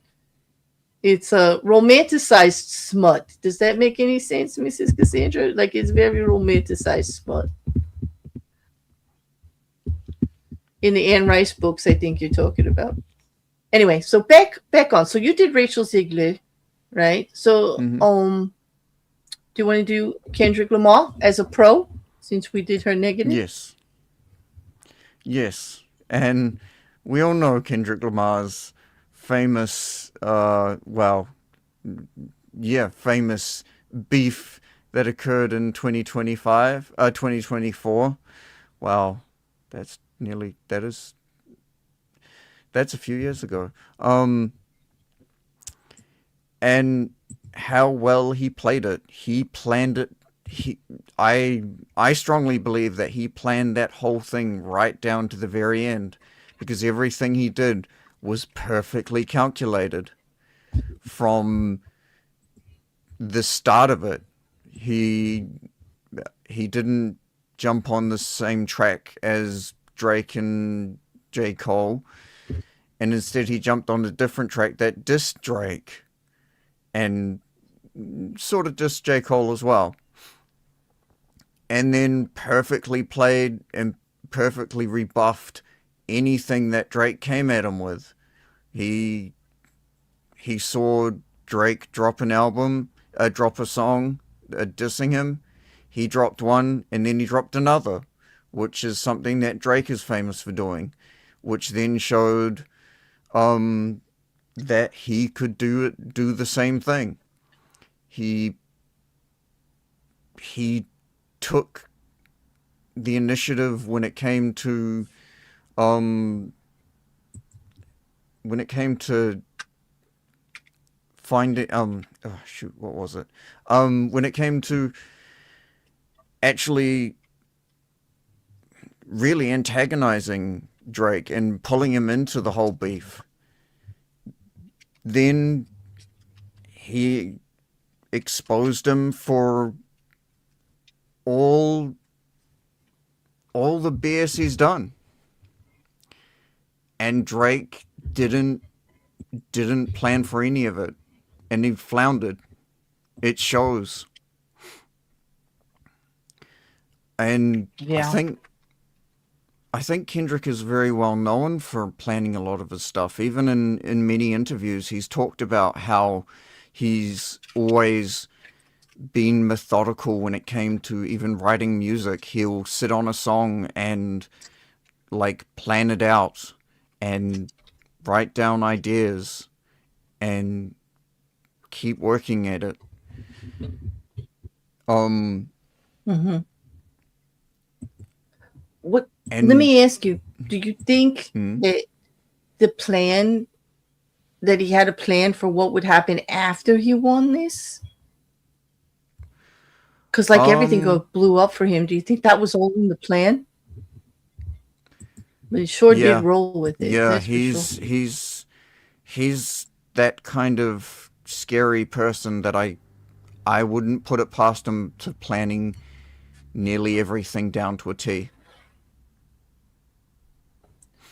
So like the Um, goal would have been to use this beef to enhance his career, to do next steps up yep, for exposure. yep. Wow. To But it basically was show, successful then. Yeah. yeah, to show what kind of rapper he is and what kind of rapper Drake is, and using that, um,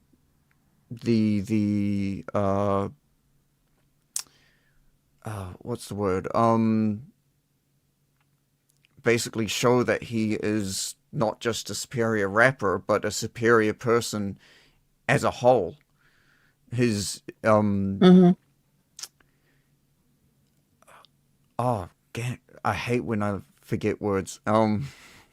His principles. He showed how Mm-hmm. principles, how a principled person actually should move and should hold themselves. Well, basically, he was saying you don't have to be an industry puppet, like Yeah. because like you can't actually. His thing was, if you're going to be an industry puppet, great, fine, that's how you got there. But don't try to act like you're the real deal, and Mm. you've got more going on than that. And because like he's not an industry puppet, and that's what he's putting at Drake is just being fake. As the whole thing being Mm-hmm. just a facade. Like that's not who he is. He doesn't stand for anything. He switches left and right all the time. He's got no fortitude, no backbone. There's nothing to believe in Mm-hmm. there. Like it's all just stardust and glimmer. Nothing, Yep. nothing really there. And presents himself as a man of character and substance. A failed human, but that sticks to his beliefs and whatever, and he's not going to fold to the industry just because they say so. He, Exactly. you know, and staying true to the culture and respectful. Like you don't have to do things a certain way, you know. Oh, but he's Mm. pretty vicious about it at the same time. Like he's not Oh nice yeah. about it. He's not nice about it at all. Like he Meet just, the Grahams will forever stay in many people's heads on mm-hmm. repeat. Yeah. Because I mean, Lamar himself takes quite a few hits for being pretentious and righteous and judgmental. Like some Mm-hmm. people would even say, "Who is he to lord over all of rap?" And I would say, if not him, who? Right? Like, Exactly. so somebody has to, like, right? And in rap, isn't it just a constant battle on who's number one and who's at the top and what is the thing? All It right, is a competition. Rap is very much a competition. all the time, like all the time. So Mm-hmm. yeah, but I agree with you. The actual layout of that beef, how it happened, the rapid fire of the stuff that came out of Lamar's camp whenever Drake responded to anything, um, was definitely organized and planned ahead. It's Yeah. like he was ready. That was like a plan on top of a plan on top of a plan. I think no matter Yep. what the other side did, I think he would have been ready for it. Oh, absolutely. And I'm sure he even planned on when not to respond back to Drake, Mm-hmm. which once again worked perfectly because the last song in the whole rap battle is remembered as just. Well, go listen to it. Actually, no. I'll save you the listen. It's terrible. It's just it's a special kind of sad. Hmm. Yeah, the poor guy. Well, Mm-hmm. so besides Drake being a very good example of not planning enough, we've got Kevin Hart. And people may not remember. Kevin Hart's a comedian and an actor, and he had got the thrill of a goal accomplished when he was actually set to actually be, what do you call it, the MC for the Oscars, which is Yep. a career goal for his. It was something he always wanted. You get to play to a whole audience of celebrities and fellow actors and actresses, not only producers and directors. It was good for his career. He'd get all that exposure by millions of people being funny out there, being able to show his creativity and his art. And he's really, really happy about that. And it was a goal of his. Well, then he got the gig, and then all of these homophobic takes that he had made in the recent past came forward. It was like the exposure for him that he got the gig and the announcement made people look at him, and they did like a social media dive on him and started exposing all of these past things that he had said that made him look pretty terrible. And Mm-hmm. he ended up stepping down from the position. And the reason this applies to Rule 29 is like you can have the goal to accomplish something, but like you said, you got to be prepared for the backlash. You got to be prepared for the dig. And it also is a good, opened up a great debate in public relations with celebrities in general about the scrubbing of internet when you start to get larger, about being careful what you put out there that's there forever, and actually paying companies to go through and review everything you've done and try to get stuff removed. Because had if he had the goal to be the Oscar MC, he had to know that the spotlight would be on him. And so they really should have been Mm-hmm. prepared with statements about these old tweets. They should have acknowledged they were there or had a plan on how to deal with them, but they didn't. Okay, they were not prepared at all, and it kind of got out of control. And instead of actually dealing with it, he just stepped down. You know what I mean? He just like didn't do it, which means it was a failure of a goal of his because of lack of sufficient planning on what to do when he finally got it. But yeah, it's a sad story for him. I kind of felt bad Very. for him because, like, we all say stupid stuff. I don't condone anything he said. It was absolutely stupid. But I think you pay a PR team for a reason, and they damn well could have did better to fight it. But in Mm-hmm. 2018, I don't think I don't think there was as much leniency towards things as there is right now. I think right now there's more of two No. sides to every story, and we're not even sure he said it, right? Like you're Mm. just attacking him because you don't want him to be the MC, like because you're a hater. There's more of that now than there would be in 2018. In 2018, it would have been, oh my God, you said what? Get the hell out! Like I can't even stand next to you, dude. Like get away from Mm-hmm. me, right? There's a little different, a little different culture, a little different atmosphere at the time. Yeah. Yep. So we get to the questions. We have a few more minutes. Yeah. So, Yes. So um, I'll start. I mean, this is yeah. Go ahead. Have you ever won something short term, a job, relationship, deal, only to realize you hadn't planned what came after the win? Uh, Personally, yeah, I have. I've won some things, and then after getting it, I realized, wait, what am I even meant to do with it? I so feel that right now. I myself, like personally, right now, like, well, actually, more personally, out here on YouTube, I have accomplished a big win. I have no idea what to do with it, and I wasn't prepared for the pressure and how it would feel. You feel great that people are recognizing this what you do, but I was not prepared for what to do about it. Like, what do you do now? Like, what Mm-hmm. what do you do now? Like, seriously. I know this sounds silly.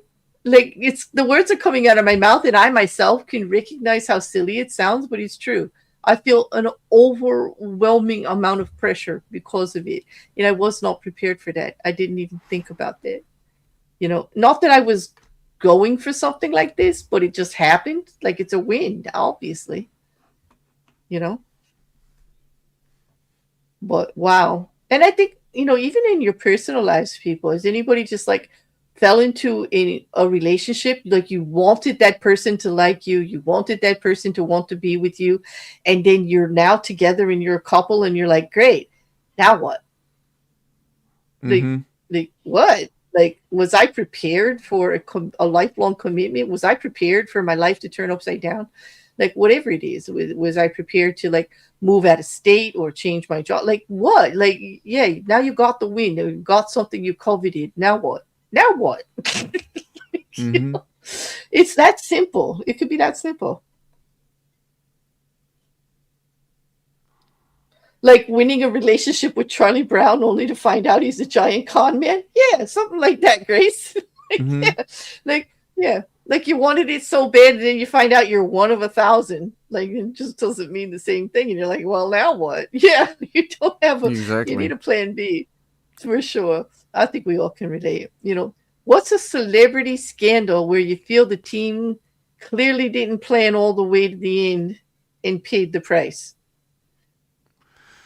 We talked Ooh. about this, Rick. I'd say Yeah. Amber Heard. I agree with you. Amber Yeah. Heard. Amber Heard. Amber Heard. Mm-hmm. Yeah, definitely. That comes to mind because, yeah, like she went after the big guy thinking everybody's going to be sympathetic. And some of them were, and some of them still are. But the long Yeah. term Some of them effect, still are. Some of them still believe that she didn't poop on the bed. oh, I'm just saying the long term plan didn't work out. You know, he just, she just, like, they didn't have a plan for if she lost, if she wasn't believed. Mm-hmm. They didn't have a recovery plan. And I don't think she's doing as well as Johnny Depp. I think he's getting things back, but I don't think she is. Not, no, not at all. Like, next. You guys are going to have to Okay. tell me about Charlie Brown. Yeah.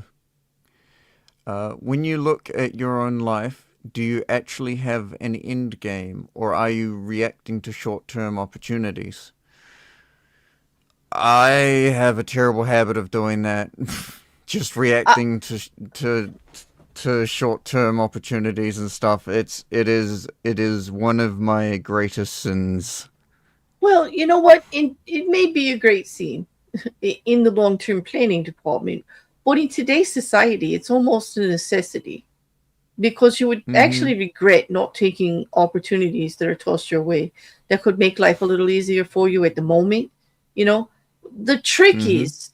is in trying to not get totally derailed from your long term goals and plan, and to try to Yep. incorporate it in there when you can. So it's not necessarily a bad thing to take advantage of short term opportunities, but just to bounce around from one to the other with no sense of direction is probably going to be a crapshoot on where you end up at the final stage. You know what I mean? Exactly. So Mm-hmm. yeah, but I do think that a lot of us do exactly what you're doing, and I don't think anybody should be ashamed of it. I think actually the pressures of today's society make it almost necessary to actually have to do both. You know what I Yeah, mean? I agree. Yeah, yeah. Um, can Law 29 backfire by making you rigid, so locked on the end game that you miss better opportunities or personal growth? Absolutely, 100%. absolutely, Because right. if something It, doesn't fit your plan, you often just completely ignore it. mm-hmm, That's not a exactly. bad thing either. It's not, depending on what you're actually going for at the time. But there has to be some kind of balance, and you can't be so rigid that the not looking at the other opportunities or the changes going on. If you're not reading the room, you're dead in the water. Like, you can be rigid in your plan, but you have to know what's going on. I mean, if you if you have a long-term plan to be the biggest seller of like red paint in the world, okay, and you're working towards that, and you're not watching the trends where pastels are becoming popular, like this is an issue because you've got a Mm-hmm. 50-50 shot at the end on whether red's even going to sell. Exactly. I know that's a silly example, but it's the only thing I could come up with on the fly. Well, you know what I mean? Like Mm-hmm. you gotta look and see if it's even viable to be that rigid that red is going to be the only color you sell. You're like, Mm-hmm. maybe you want to make distribution of paint in itself the end goal, that you're the biggest distributor like of this type of paint, but maybe not rigid to the color of it. Since Yeah. since you're noticing that people's tastes are changing and stuff like that. But yeah, you can't be that rigid, because you can actually shoot yourself in the foot. Yep. Mm-hmm. Do you see long range planning as empowering, like you're writing your own script, or does it feel manipulative, even to yourself? Um, I, I mean, it could. It's. I don't think it's sort. I don't think it's one or the other. To be honest, I think it's a bit of both. Because you've got to manipulate situation. Well, manipulating is a bit of a harsh word, but you've got to work to make your situation reflect your plan. And True. I don't. Yeah, oh, sorry. Go ahead. hmm, and and I mean, like the chapter says, planning all the way to the end is imperative to actually accomplishing it. Mm-hmm. I don't necessarily find it manipulative. It's no more manipulative than taking care of yourself. Like putting yourself first.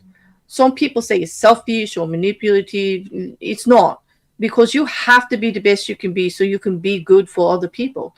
Like especially if you're taking care of other people, or put your best foot forward in most situations. So I don't find it manipulative. I actually find it empowering in a way. Mm, Writing your own script, deciding what is good for you is what you should be doing. I mean, who else is going to decide it for you? Are you to lay what happens in your life at the feet of another because you don't want to be perceived as manipulative? It is not manipulative to control your life or be responsible for your own outcomes. How can that be manipulative? mm-hmm. And Now, is it to put it manipulative to another force way, others to do the outcomes that you want? Yes. But is mm-hmm. it manipulative to control your own outcomes? I don't really think so. I think it is not manipulative to me. And, maybe I think it's super nerdy and super like, Mm, grown. But manipulative, I really don't see the word manipulative in writing your own plans. Like, you know, no, and forcing others more to often do than things they may not want to is manipulative. Trying to control scenarios is manipulative. But writing your end game is not controlling a scenario, it's planning for it. It's planning for what you mm-hmm. will do if this happens, or how you're going to accomplish something. But you got to be I think they mean like if you plan it to a key that you're like getting other people involved and making people do this, that, and the other thing, that could be manipulative. you know if you're using Mm, manipulated, it's not manipulative if you're not using manipulative tactics to accomplish it. How's that? I think that's what I'm trying to say. yeah, Like the act of having a and plan is not manipulative. Yeah. mm, yeah, true. Okay. Wait, is it my turn or your turn? i Oh think no, it's my turn. i think it's my turn. Oh, your turn. Okay. Okay, it's your turn. Good. No, it's your turn. Ah, Okay, wait, you want to draw a straw? I'll go. If someone scripts a redemption arc Go. years in advance, is that still genuine growth or just good PR?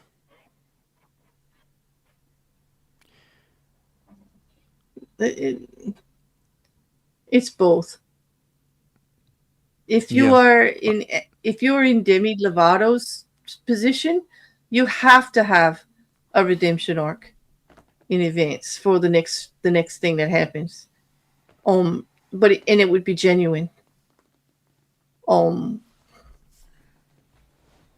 if you're not in that position and you're just a celebrity and you pre-write your apologies to the public for something you may or may not do in the future, that that's just good PR.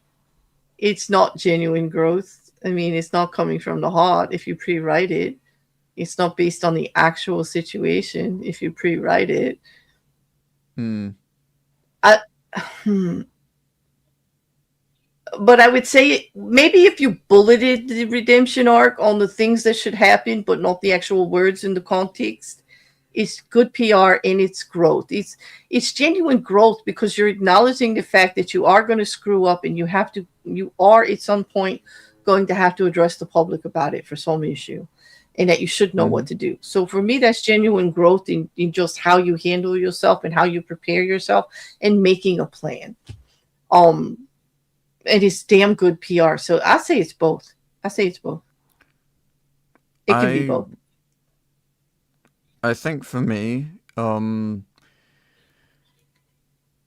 whether or not it's genuine boils down to whether or not you wrote it.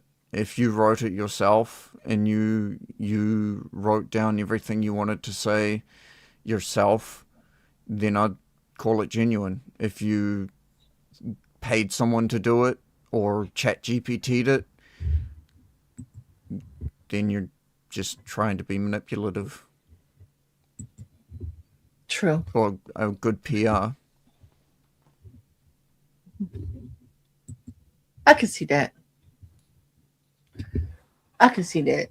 Like, what I mean, I'm not against using Chat GPT to give you ideas or to help you firm up ideas when you're writing something, but you definitely have to edit it yourself and go through everything. Like, you can't just, yeah, it's not, a lot of people, words don't come easy anymore.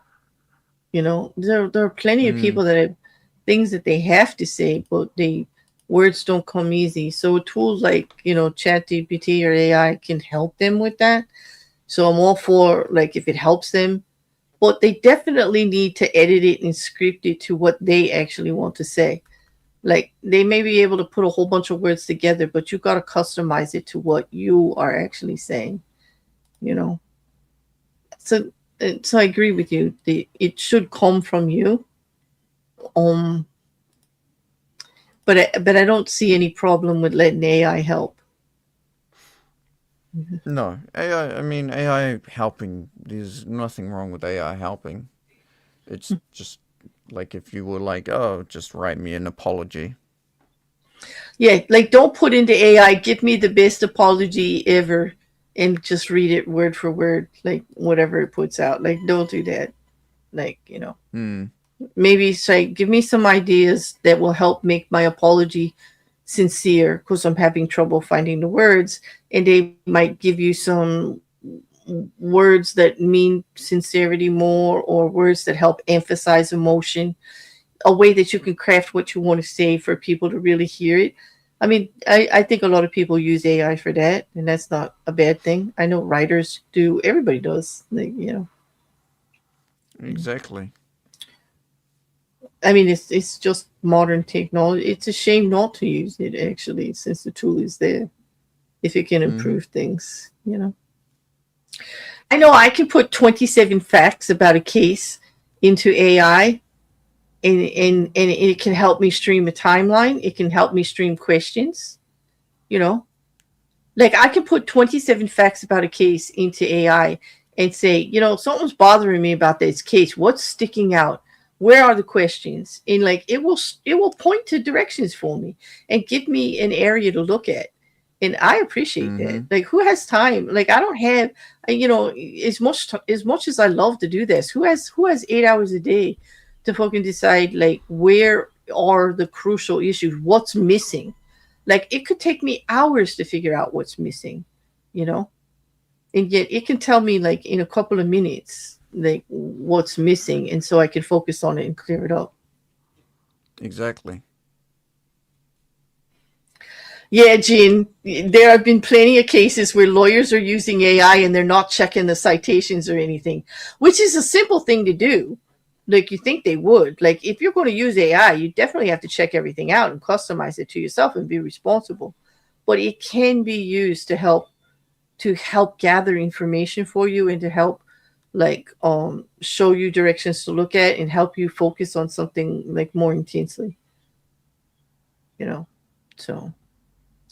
So what's one area of your life, Rekkr, where you would apply Law 29 more, and one area where you should probably loosen your grip? Um, some of the projects that I'm working on.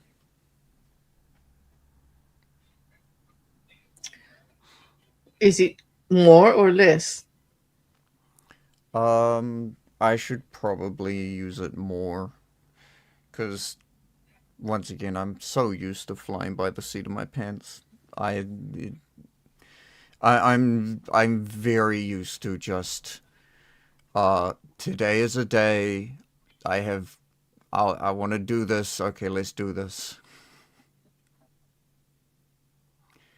And I think I would be a lot more successful in a lot of plans that I have if I in a lot of projects that I have if I planned them out a bit better and made an effort to look at their progress all the way to the end. I can see that. I agree, because I have a lot of things in the works, and in some cases you gotta fly by the seat of your pants. Like when you wake up with a scratchy throat, so you can't do the recordings you planned on for whatever you're trying to put out on YouTube, or do whatever, or anything like that. And so then I have to Mm-hmm. just refocus. Now I know I do. If the end goal is to get X amount of videos out by the end of the 2 weeks, I can refocus. Okay, I can't record today, but what else? Because I have a plan in steps, I can go, okay, well, these couple of scripts need to be reworked, or I could work on imagery for this video, that's the first video, and be prepared for when I can record, so it'll be faster to get out. Like, if you have that plan, then you can fly by the seat of your pants, if something Mm-hmm. changes, if you if I all of a sudden get 4 hours of quiet in the house, I can knock out a couple of recordings. Well, but you Mm. have to have the general plan. Well, kind of like your project that you're working on right now with building the pedals. You're working on Yes. drilling, but so like, if you can't drill, is there something else you could do? Or what's the long-term plan after this part of the drilling is done? Like, what do you do next? Like, as long as there's a general plan in place, then flying by Yeah. the seat of your pants every day is okay, as long as it stays within the parameters of the plan, right? Mm-hmm. As long Yeah. as you're still Exactly. working, towards the, yeah, Making but progress having the towards the plan, end like, goal. yeah, Mm. right. But not being so Yes. rigid that if you wake up and you can't do the drill pressing because it's raining or something, that you do nothing. Like, if you're that Yeah. rigid that it says today I was supposed to do 2 hours of drilling and get like 80 units done, or whatever, like whatever the number is, and Mm-hmm. then you're not able to do that, so you do nothing. Like, that's bad thing. Like, that's bad. You have to loosen your grip on the plan that way. You can't be so rigid to Yes. say like this has to be done by this time. You want it done by Absolutely. that time, and you want it to done at that time. But if something happens to prevent it, you got to be able to swap something out, so you're still working towards the goal. You know, Mm-hmm. like like like no intentional downtime. during productive time. Like schedule your Yeah. downtime. Yeah, Yes. scheduling downtime's a And good thing as well. it is. I've learned over the last couple of years, and it's made me a happier person. So Mm. thank you for that. Like, I have learned that it's okay to not do nothing. That was a big lesson for me. That was pretty hard for me to do. Um, so so on that, like we are finished. Like that's it. We did the whole We presentation are, and yeah. everything, and we're only 8 minutes over. I am proud of us. Mm-hmm. Like I am proud of us. We did Oh, just should eight we do minutes the over. reversal? Yep. I think it's Oh, only I small. do have to read the last. It is. Yes, 1 second. I'm going to read it. The last part that. Oops, where is it? The last part that he being Robert Greene gives to us in every chapter is the reversal. In this one's very short because in all essence, there's really no reversal to a plan, right? So it is a cliche among strategies that your plan must include alternatives and have a degree of flexibility.